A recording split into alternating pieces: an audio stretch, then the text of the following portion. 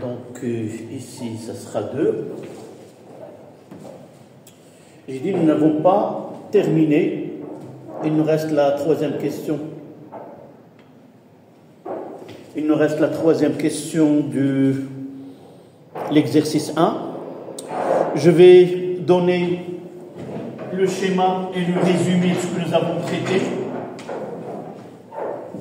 Donc nous avons un corps qui se déplace. Là c'est alpha, là c'est A, là c'est B.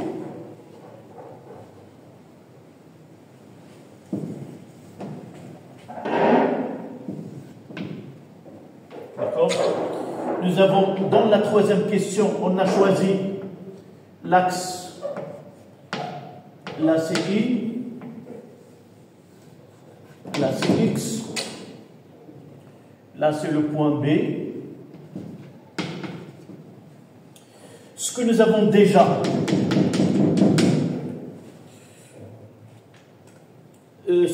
déjà fait dans la partie 1 et 2, mais ici je relis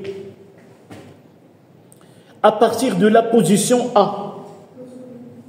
Le solide n'est plus soumis à la force F et s'arrête en une position B. On choisit comme nouvelle origine des abscisses à l'instant de passage de G par A. Et comme nouvelle origine des dates, 3,1, en utilisant l'équation différentielle établie dans la question 1, montrer que le mouvement de G entre A et B est rectiligne uniformément varié. Dans la partie A, le corps se déplace sous l'action d'une force motrice F. Et nous avons d'après première question, que d de xg sur dt2 est égal à f sur m moins g sinus alpha. D'accord? Sauf que dans la partie de O à A, là c'est O, dans la partie O de A, nous avons un corps solide qui se déplace sous l'action d'une force. Nous l'avons déjà fait. Là c'est le poids, et là c'est R, il n'y a pas de frottement, et là c'est F. D'accord? On a établi l'équation différentielle que vérifie XG, c'est l'abscisse du centre du grade d'inertie du corps solide.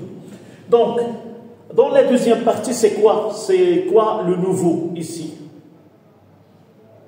Le corps n'est plus soumis à la force F.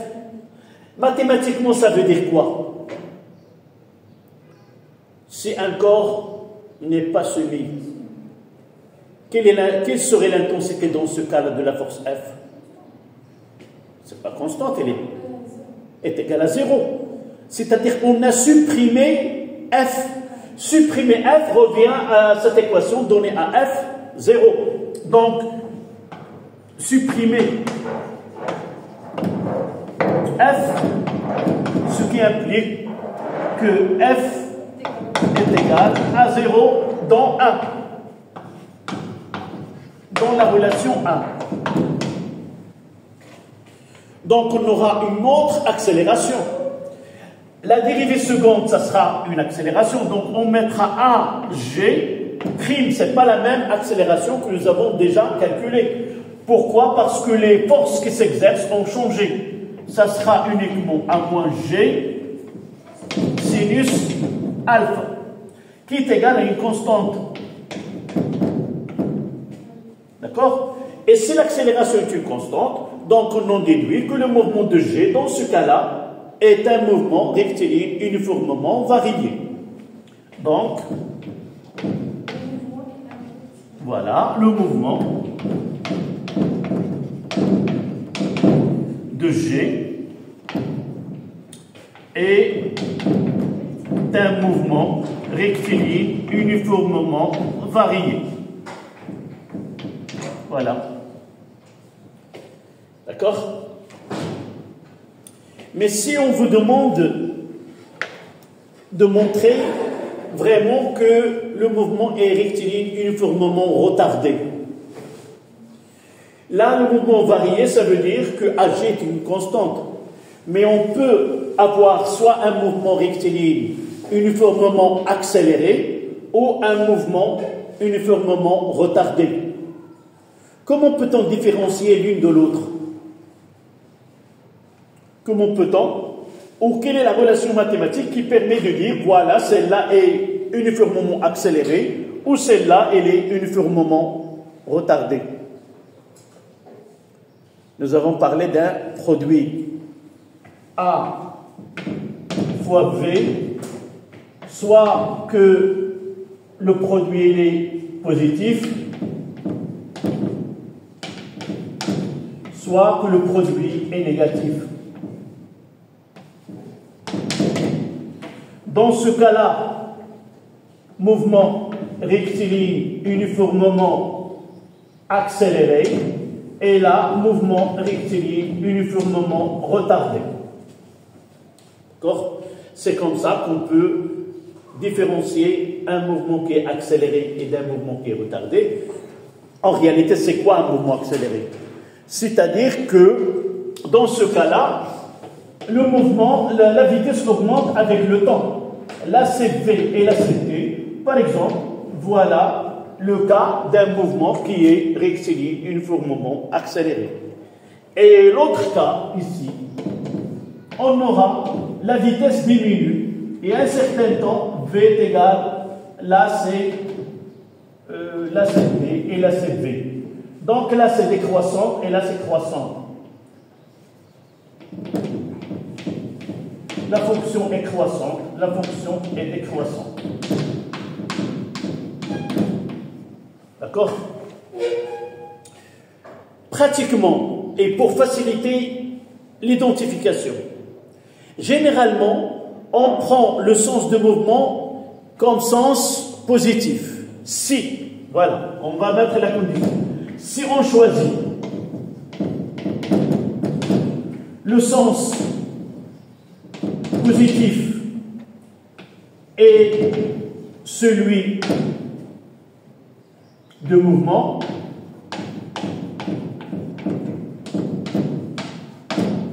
alors dans ce cas-là, il suffit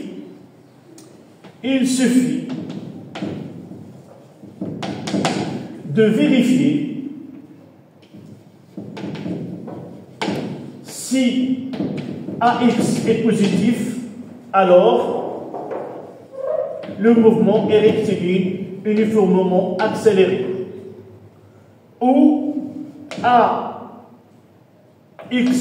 négatif, alors le mouvement est rectiligne uniformément retardé. Donc, dans un exercice, si vous voyez que le sens positif de l'orientation de l'axe est celui du mouvement, voici le mouvement. Alors, il suffit de voir est-ce que l'accélération est positive ou l'accélération est négative. Mais à condition de justifier, de dire, puisque le sens positif de l'axe coïncide avec le sens de mouvement, et puisque aussi AX est positif, alors il est accéléré. S'il est négatif, il est retardé. Dans ce cas-là, elle est négative. Et vous voyez, dans ce cas,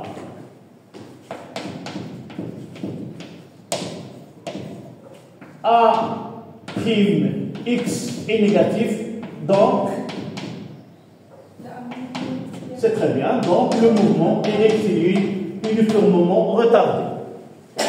Généralement, un mouvement rectiligne uniformément retardé, le mobile finira par s'arrêter là. Là, c'est TF. Si vous voulez, le temps de parcours, le temps mis pour aller du point de départ jusqu'au point d'arrivée. Là, c'est le temps de parcours pendant cette phase qui est retardée. Mais lorsque le mouvement est accéléré, généralement, il n'y a pas le mouvement ne s'arrêtera pas parce que la vitesse, il augmente en fonction de temps, c'est-à-dire il augmente. D'accord? Voilà, prenez cette réponse et on passera à la question 3.2. Là, c'est un petit résumé de savoir comment.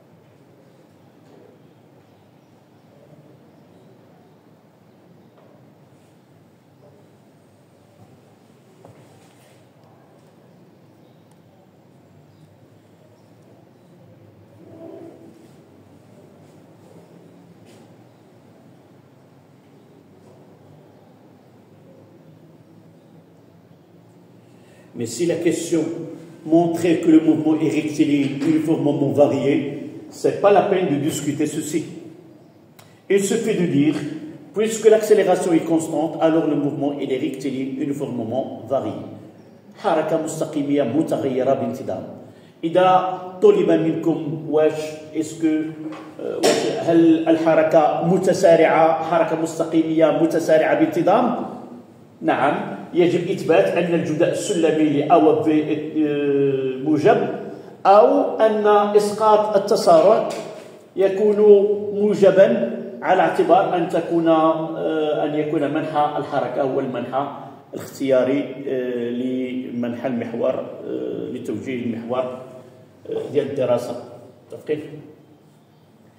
Donc, est-ce que je peux effacer cette partie-là?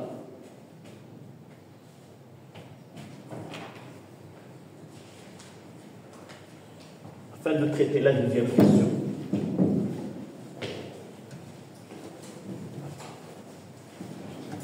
Ceci, on peut le trouver dans un exercice, mais celui-là, la réponse était simple. C'est celle qui reste devant vous. La question 3.2. Déterminer la distance AB. D'accord? Deuxièmement, déterminer la distance AB. Je vais faire un petit schéma. Ici, là c'est A, là c'est B. L'orientation ou l'origine de l'axe C coïncide avec A. Là c'est I. Nous avons XA est égal à 0. Et vous voyez là c'est XB. Sans oublier que nous avons VA est égal à 2,4 mètres seconde moins 1. Et là, c'est le point d'arrêt. Point d'arrêt. Ça veut dire que VB est égal à 0.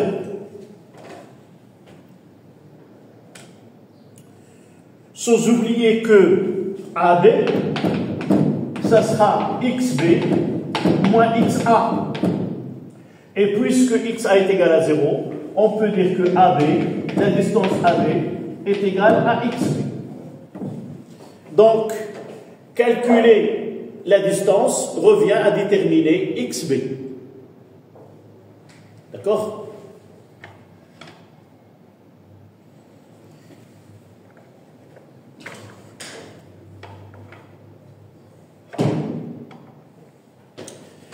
Voilà. D'abord, une petite remarque. Peut-être, vous allez voir dans certains livres, dans certaines réponses, qu'il existe une relation qui est prête à utiliser, on l'appelle la relation indépendante de temps. Avant, cette relation, on la démontre dans le cours. Et par la suite, on peut l'utiliser dans un exercice d'une façon directe. Cette relation indépendante de temps, c'est-à-dire, nous avons dans X, il y a le temps, dans V, il y a le temps, on va essayer de remplacer le temps dans X à partir de l'équation qui donne V. Et là, on aboutit à une relation indépendante de temps. Quelle est cette relation-là? C'est VB au carré. Si nous choisissons deux points, lorsque le mouvement est rectiligne uniformément varié, on peut montrer, on va le voir, VB moins VA au carré est égal à 2A X. Là, c'est la valeur algébrique de l'accélération, fois XB moins XA. Ça, c'est la relation indépendante de temps. Malheureusement, on ne peut pas l'étudier, on ne peut pas l'utiliser.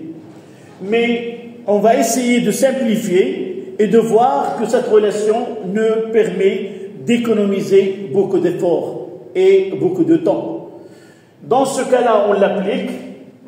On aura VB, c'est quoi? C'est 0, moins VA au carré est égal à 2 fois A, elle est là, c'est moins G sinus alpha,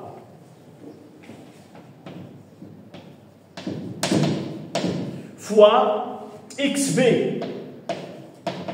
Et puisque XA est égal à 0, voilà la relation, et on tire que XB est égal à VA au carré sur 2 fois G fois sinus alpha. Vous voyez que cette relation, relation qui est la relation indépendante de temps, nous facilite la tâche et nous donne un temps qui est très, très raisonnable pour la résolution. Mais nous, dans ce programme, nous n'avons pas le droit de l'appliquer. D'accord? Ça, c'est une remarque. Voilà. Donc, qu'est-ce qu'on va faire, nous? On va essayer d'arriver à cette équation par les équations horaires. X et pour l'équation, donc,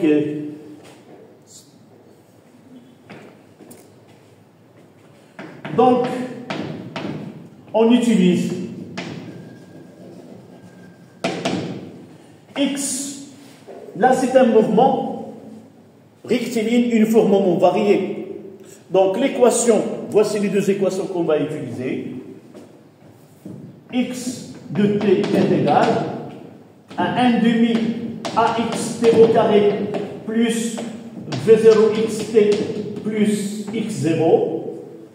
Et puisque nous avons ici la distance et les vitesses, la deuxième, c'est v de t est égal à ax de t plus v0x. Voici les deux équations que nous devons travailler, avec lesquelles on doit travailler pour arriver à celle-là. D'accord? Donc, on commence. Je vais effacer cette partie-là.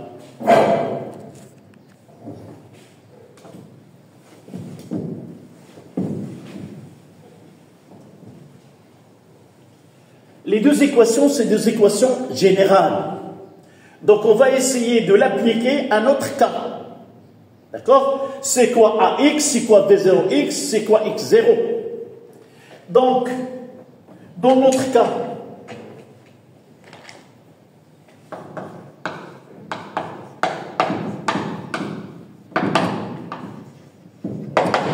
X de t est égal à, c'était quoi l'accélération? C'est moins G sinus alpha. Donc, moins G sinus alpha sur 2 fois t au carré.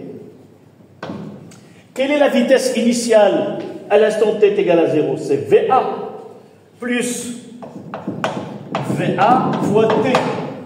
Et x0, c'est quoi? C'est XA est égal à 0. D'accord? Et V de T, c'est la même chose. A, c'est celle-là. C'est moins G sinus alpha fois T plus VA. C'est V0. Donc, avec ces deux équations, on va essayer d'éliminer le temps entre les deux et arriver à cette équation qui a été simple, qu'on appelle l'équation indépendante de temps. D'accord? Dites-moi, qu'est-ce que je dois faire? Je vais appliquer A au point B. Vous voyez, calculer la distance AB revient à déterminer XB. D'accord? Donc je dois, au point B, qu'est-ce que j'aurai?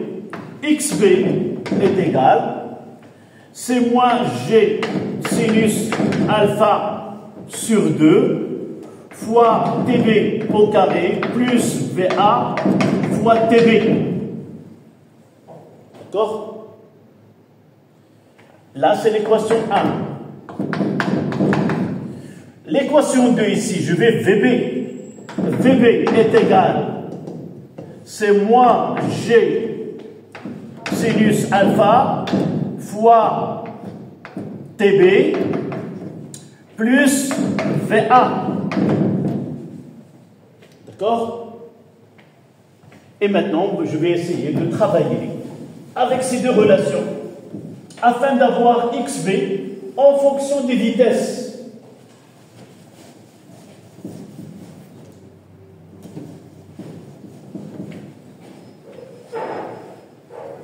Donc, quelle est l'étape suivante? Qu'est-ce que nous savons? VB, c'est quoi? C'est 0. C'est là. VB est égal à 0. Ce qui donne quoi? Que TB. Là, je vais passer VA de l'autre côté, ça donnera moins. Moins VA est égal à moins, ainsi de suite. Donc, je peux tirer de là que TB est égal. Le moins sur le moins, ça donne plus.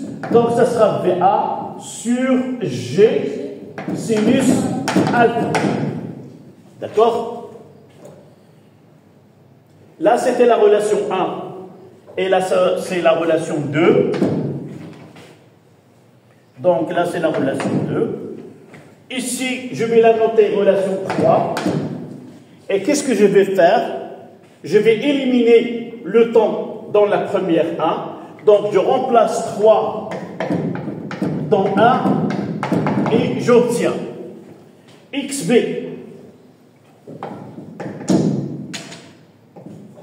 est égal moins G sinus alpha sur 2 fois TB au carré, c'est-à-dire celle-là, c'est VA sur G sinus alpha, le taux au carré, plus VA fois TB, c'est-à-dire fois VA, le tout sur G sinus alpha. Je vais essayer de mettre un peu d'ordre dans cette équation. Voyez que ce G sinus alpha est la G sinus alpha au carré. Donc le moins, il va rester. Il reste quoi le moins? C'est A au carré, divisé par 2 fois G sinus alpha. 2 fois G sinus alpha. Et ici plus VA au carré sur G sinus alpha. Là, c'est XB. Vous voyez, je peux mettre au même dénominateur. Je multiplie ici par 2 et je multiplie ici par 2. Ça veut dire que 2VA au carré moins VA au carré, ça reste. Donc, XB est égal à VA au carré divisé par 2 fois G fois sinus alpha. Je vais l'écrire ici. Donc le résultat, c'est XB est égal à VA au carré sur 2 G sinus alpha. qui est égal évidemment à AB. Voilà la question 3. Et si vous comparez celle-là, c'est la même que celle que nous avons donnée dans la relation indépendante de temps. Application numérique. XB est égal, VA c'est 2,4 au carré, divisé par 2 fois 10 fois sinus de 30, qui est 0,5. Et par calcul, en utilisant la calculatrice, donc 2,4 au carré, divisé au-dessous, c'est divisé par 10.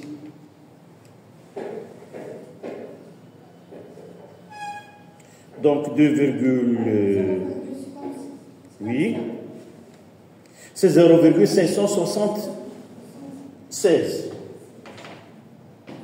Donc XB est égal à AB égal à 0,576 mètres, c'est-à-dire 57,6 centimètres.